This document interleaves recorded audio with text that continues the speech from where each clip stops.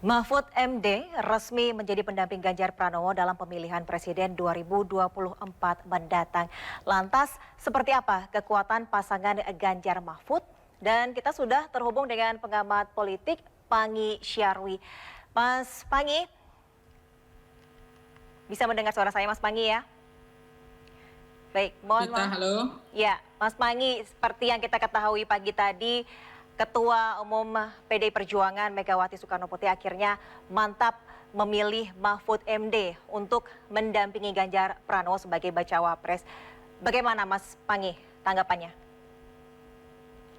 Ya, pertama tentu saja ini adalah mungkin hasil kontemplasi yang panjang dari Ibu Mega, yang penuh perhitungan, yang penuh kehati-hatian, dan tidak ada beban. Karena memang tidak ada partai koalisi yang bersyarat untuk bergabung ke koalisi PDIP, tapi syaratnya harus cawapresnya dari partai mereka. Jadi betul-betul cawapres yang ditentukan oleh Ibu Mega itu adalah saya lihat hasil veto player kingmaker yang full dari Ibu Mega, hasilnya yang diminta pertimbangan dari mungkin relawan, dari grassroots, dari kader, dari hasil survei juga mungkin, dari hasil analisa yang begitu panjang dan pertimbangan yang begitu matang saya pikir ya. Jadi ini bukan ujuk-ujuk menurut saya munculnya Mahfud MD dari kantong Ibu Mega atau dari meja Ibu Mega. Ketika meskipun saya sudah juga nggak terlalu kaget mendengar pasangan, karena memang ini agak terlalu tidak ada kaget-kagetnya karena ada inisial M yang disampaikan akan menjadi bakal cawapres Ganjar, itu terbukti bahwa itu adalah Mahfud MD. Nah ini adalah menurut saya adalah pasangan yang mungkin ya akan baik ke depan untuk saling melengkapi atau paket komplementer. Yang kedua begini Mbak Vita, jadi cawapres sama capres itu kan adalah paket komplementer ya. Apa yang menjadi sisi kelemahan dari Ganjar itu bisa ditutupi oleh cawapresnya dalam hal ini adalah Mahfud MD. Misalnya kalau kita melihat apa yang ada di benak publik, karakter seperti apa yang ada terekam di otak publik terkait dengan menyebut nama Ganjar, maka akan terlihat misalnya Ganjar seperti pemimpin yang dekat dengan rakyat, hampir copy paste dari Pak Jokowi, perhatian dan tidak berjarak dengan rakyat dan sangat energik ya. Nah, apa yang ada terekam di benak publik ketika ada nama Mahfud MD misalnya, dianggap pemimpin yang bersih, bebas dari praktek korupsi, kedua punya rekam jejak rekod yang panjang, dan ada juga irisan religiusnya atau lebih. Kalau kita lihat dari pidato beliau tadi itu kan terlihat beliau menggunakan bahasa-bahasa puji syukur, selawat dan seterusnya. Jadi kelihatan betul bahwa dia dianggap sebagai pasangan yang terlihat nasionalis religius juga gitu, meskipun tidak harus representasi religius. Baik, jadi menurut Mas Pangi konfigurasinya. Baik, jadi menurut Mas Pangi pasangan capres cawapres Ganjar Mahfud ini saling melengkapi begitu ya Mas ya? Baik. Ya paket yang lengkap, meskipun memang Mbak Vita bahwa perkembangan karakter keinginan dari cawapres selama ini kan ada 6 faktor variabel. Kemudian sah menjadi cawapres, ada faktor partai politik, elektabilitas dan isi kelas, kemudian faktor likability di koalisi itu sendiri, tidak terjadi resistensi di partai koalisi pendukung, kemudian ada juga faktor Jawa luar Jawa misalnya, kemudian ada faktor yang menjadi penting adalah mereka punya elektabilitas. Nah sekarang justru ada penambahan lagi bahwa cawapres yang ditentukan hari ini itu faktornya ternyata ada tambahan, yaitu faktor ada irisan kekuatan NU-nya, ada irisan kekuatan mungkin ada juga faktor Jokowi efeknya, kekuatan Jokowi, faktor Jokowinya, dan juga ada irisan soal yang menjadi penting, bisa menjadi menutup kelemahan Ganjar selama ini. Baik, Mas Pangi, kita juga saat ini sudah terhubung dengan Heri Budianto, Ketua Bidang Politik dan Kebijakan Publik DPP Partai Perindo. Sebelum kita melanjutkan ke perbincangan yang berikutnya, saya ingin menyapa terlebih dahulu kepada Mas Heru. Selamat siang, mohon maaf Mas Heri, selamat siang Mas Heri. Ya, selamat siang. Oke. Selamat siang, Mbak. Baik, terima kasih sebelumnya Mas Heri sudah berkenan bergabung bersama kami di Sindo Siang. Mas Heri, mungkin silakan tanggapan Anda ya terkait dengan keputusan dari Ketua Umum PDIP yaitu Ibu Megawati Soekarno Putri dengan keputusannya memilih Mahfud MD sebagai pendamping dari Ganjar Pranowo? Ya, bagi kami di partai koalisi yang mengusung Ganjar, kami sudah menyampaikan apa yang menjadi keputusan dari koalisi partai yang disampaikan oleh Bu Mega. Teka-teki di publik, bahkan semakin dekat hari Rabu tanggal 18 hari ini, itu inisial beredar dan hari ini sudah terjawab. Apa yang menjadi analisis dan kelebihan-kelebihan dari pasangan ini tadi sudah disampaikan oleh Bang Pangi. Saya kira itu lebih pas lah ya. Kalau kami, kalau Pak Mahfud masuk bukan sesuatu yang tiba-tiba, jadi memang melalui proses yang panjang yang perlu diketahui oleh publik, oleh masyarakat, bahwa Pak Mahfud itu sampai diumumkan ya sudah memang melalui tahapan yang sangat ketat, mempertimbangkan banyak hal dari nama-nama yang beredar.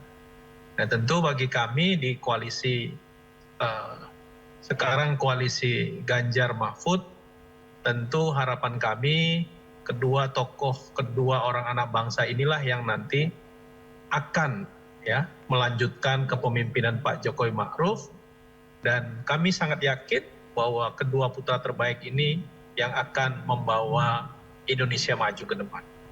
Baik, amin, amin. Semoga terwujud ya Pak Mas Heri ya.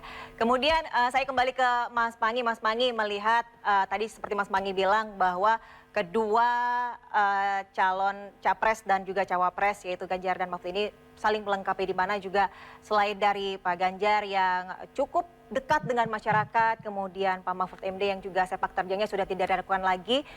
Seperti apa sih peluang duet Ganjar Mahfud ini di Pilpres 2024? Mas Pangi. Ya, kalau kita melihat peluang kansnya tentu akan melihat nanti tren elektoral ke depan, Mbak. Jadi Mbak Vita melihat nanti bagaimana tren, bagaimana kemudian Mas Ganjar bisa melakukan zonasi wilayah pertempurannya, itu fokus kalau habis di Jawa Tengah misalnya. Kemudian bagaimana kemudian Pak Prof Mahfud bisa juga penetrasi, memastikan suara NU dan Jawa Tengah, Jawa Timur maksud saya itu juga bisa dikuasai. Ini menjadi penting. Itu menurut saya adalah kans potensial di situ. Di samping memang Prof Mahfud juga mungkin akan mampu mengambil ceruk segmen di luar NU saja, juga bisa Muhammadiyah atau pemilih Islam yang ada di luar Pulau Jawa.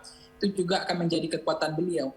Karena hasil survei Voxpol kemarin juga menunjukkan ada tren perubahan, Pak. Selain memang pemimpin yang dekat dan perhatian rakyat itu sudah mulai bergeser oleh keinginan publik, itu hampir 70% menginginkan kriteria pemimpin yang bersih dan bebas dari praktek tindak pidana korupsi.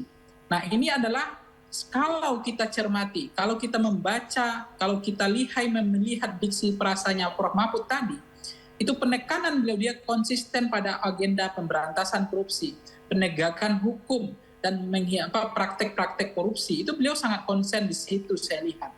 Nah itu adalah menjadi backbone, menjadi tulang punggung kekuatan beliau. Karena bersih, gitu. Pemimpin yang tidak hanya sederhana tetapi bersih. Ini yang menjadi salah satu kekuatan kans juga untuk bisa memenangkan, punya kans untuk prospek elektoral ke depannya akan bisa tumbuh makin baik. Gitu. Kalau kemudian selain memang mereka sudah berupaya untuk saling melengkapi dari karakter tadi. Mas Ganjar lebih karakternya dekat, perhatian lebih luas, lebih mudah, ruang gerak mobilitasnya sangat mudah untuk bertemu, tidak berjarak dengan siapapun, dan Prof Mahfud lebih fokus kepada agenda pemimpin yang bersih, usaha pemberantasan. Selain memang punya track record yang paling lengkap ya, di eksekutif, di legislatif, yudikatif, itu beliau punya pengalaman panjang rekam jejak di situ. Nah pertanyaannya adalah, apakah betul Prof Mahfud itu bagaimana mampu untuk mengambil mazhab ya kaum saungan yang Nahdien ya, artinya mampu, siapa yang paling mampu kira-kira, apakah Cak Imin atau Cak Mahfud gitu untuk menjadi magnet elektoral untuk menguasai penetrasi pada wilayah kantong-kantong Jawa Timur ini. Ini menarik sebetulnya.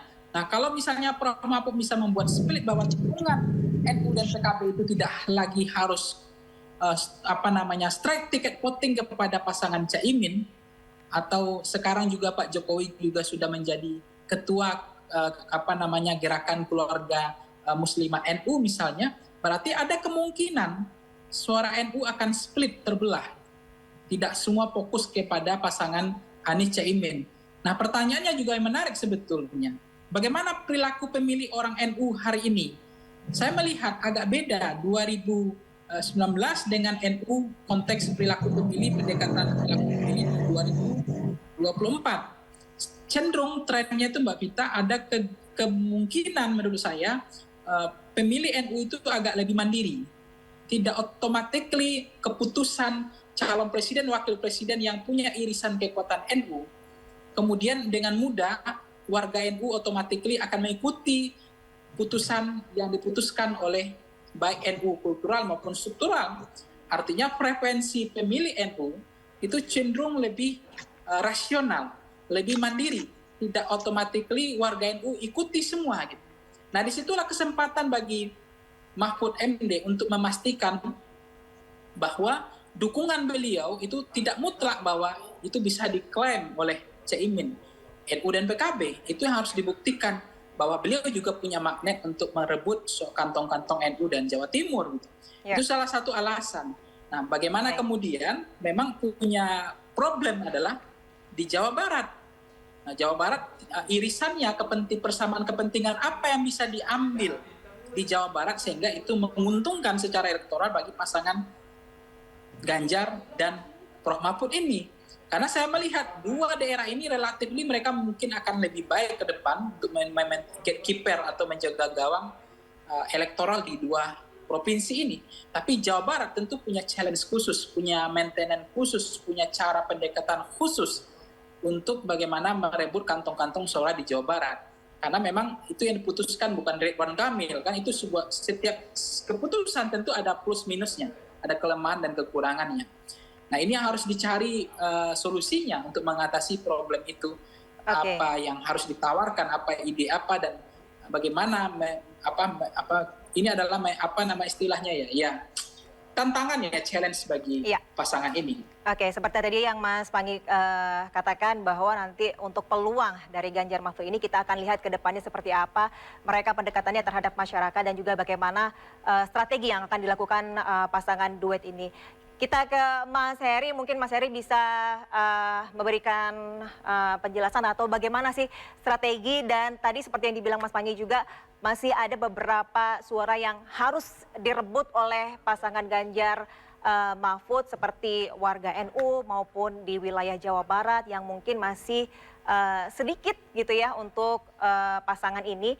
Apakah dari sebagai partai koalisi ada strategi yang mungkin yang bisa dilakukan untuk bisa merebut suara-suara yang masih kurang untuk pasangan ini begitu?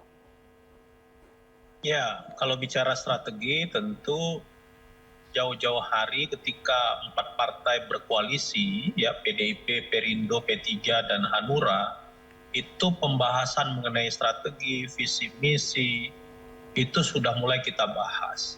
Bagaimana kemudian implementasinya, ya nanti kita akan matangkan ya. Jadi ini tahapannya ya. Tahapan ini kan begitu tahapan-tahapan pemilu ini kan begitu mendebarkan. Pasca keputusan MK, lalu kemudian hari ini kami mengumumkan gitu ya. Dan nanti malam insya Allah deklarasi, besok pagi melakukan pendaftaran. Jadi tahapan-tahapan itu kami ikuti.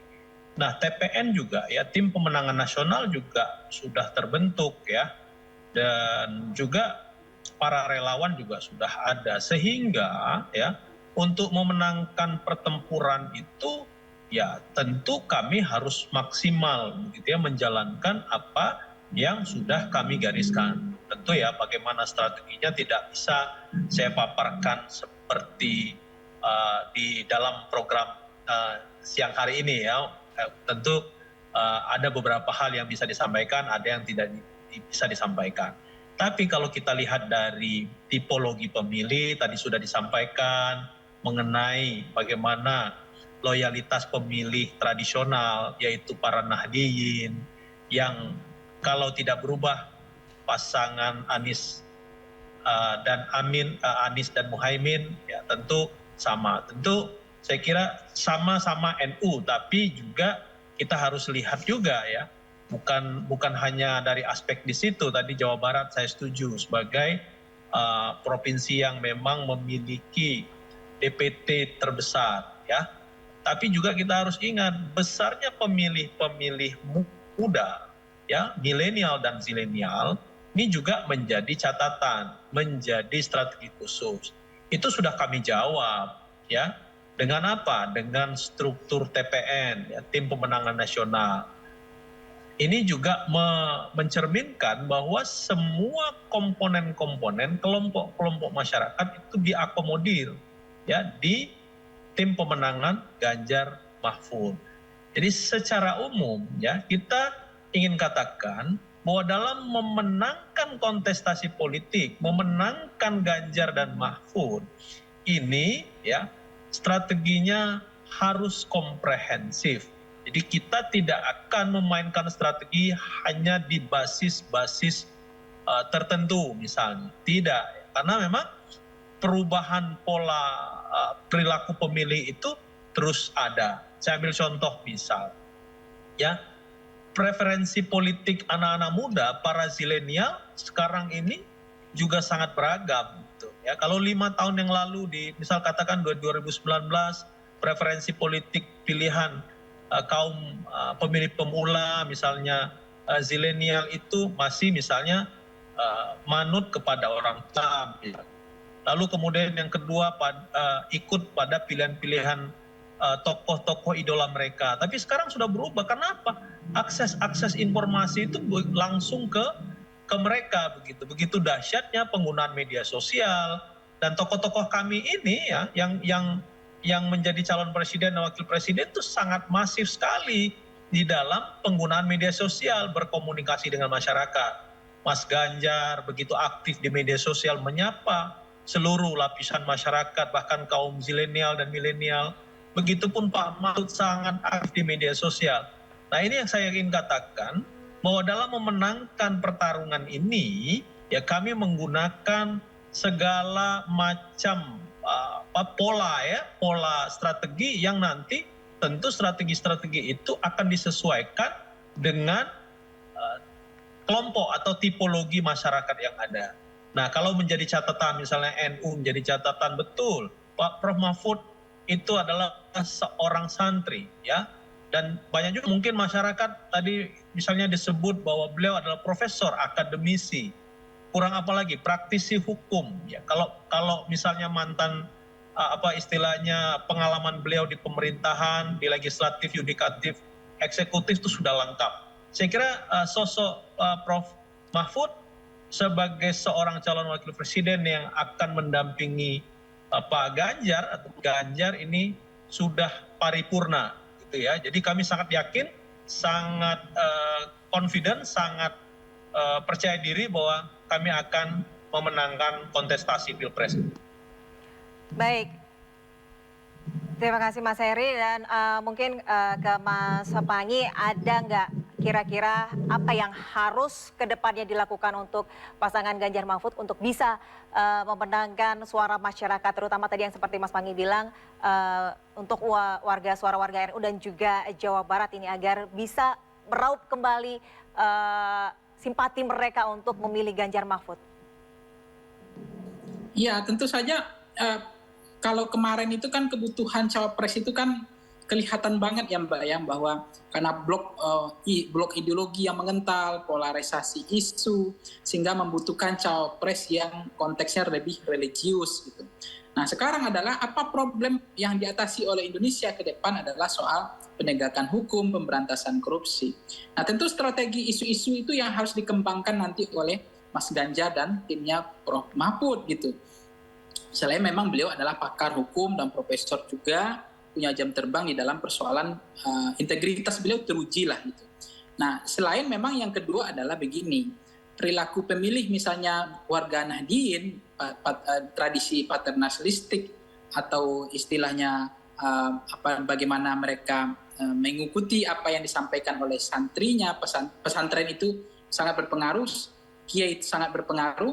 Nah, sejauh mana kemudian Prof. Mahfud untuk bisa mengambil empati, memenangkan hati warga Nahdien itu juga menjadi challenge tantangan bagi beliau. Nah, terutama bagaimana yang ketiga adalah bagaimana peningkatan suara elektoral mereka yang merata di hampir setiap provinsi. Tidak hanya kuat di Jawa Tengah, tidak hanya kuat, dominan dan signifikan di Jawa Timur saja. Nah, saya mencermati elektabilitasnya Ganjar per hari ini, kalau saya cermati, itu belum merata. Kalaupun Mahfud MD juga tidak terlalu merata. Jadi besar misalnya dianggap lebih signifikan dibanding calon presiden atau wakil presiden lain, tetapi tidak merata. Nah, itulah PR itu adalah challenge bagi pasangan ini untuk memastikan bagaimana elektabilitas mereka itu tumbuh secara merata, tidak hanya terfokus 1 atau 2 provinsi saja.